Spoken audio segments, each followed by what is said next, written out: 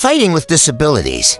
I am not talking about physical disabilities, I'm talking about mental disabilities. And I can only speak who what I see and what I have experienced. Some days are beautiful, and they go by like normal. And then sometimes it is a part of the day. And sometimes it is an hour of a day.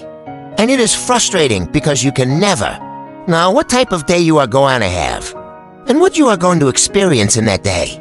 Stress, grief, and anxiety, fear.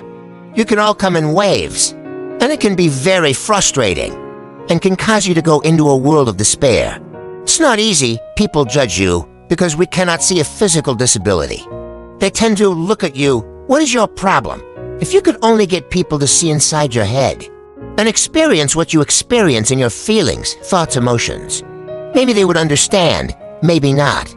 If you have experienced high achievements at some point in your life and then suddenly that is gone, but you could not think clearly, you cannot express yourself clearly, you are haunted by past incidents, low seems to be made worse than what it was, which only drives you deeper into despair.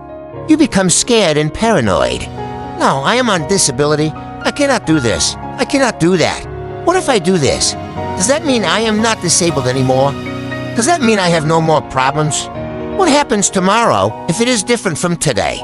What do I do now? Peace thoughts start to ricochet around your brain.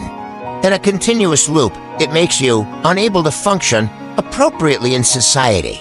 You go through battles in your head, trying to figure out, why is this happening? How do I get out of this?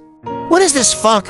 You become frustrated because one day he starts something when you are feeling good, and then you never end up being able to go back to it because we cannot get into the same thoughts that you were, and when you were working on a writing, or drawing, or any other expressions. Some people it helps, other people it just hinders. That makes for even more frustration.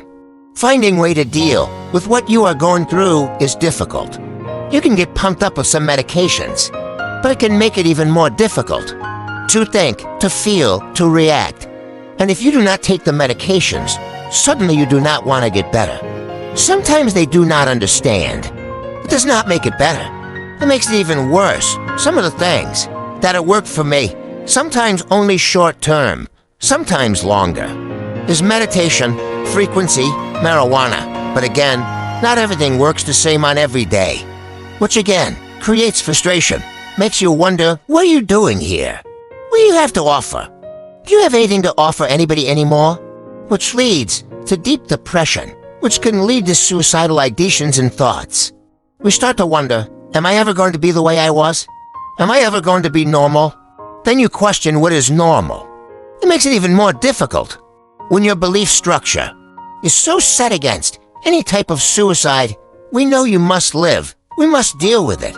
How you do what you must do daily. Are you trying to figure out what's going to work for me today?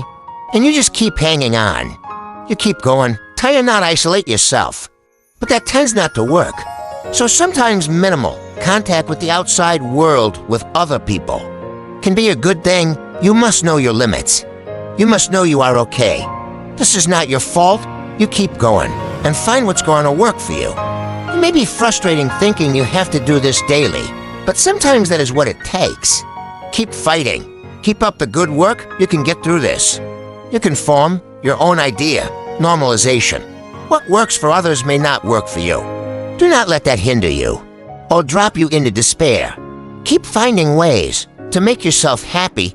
The struggle is real, but you can do it.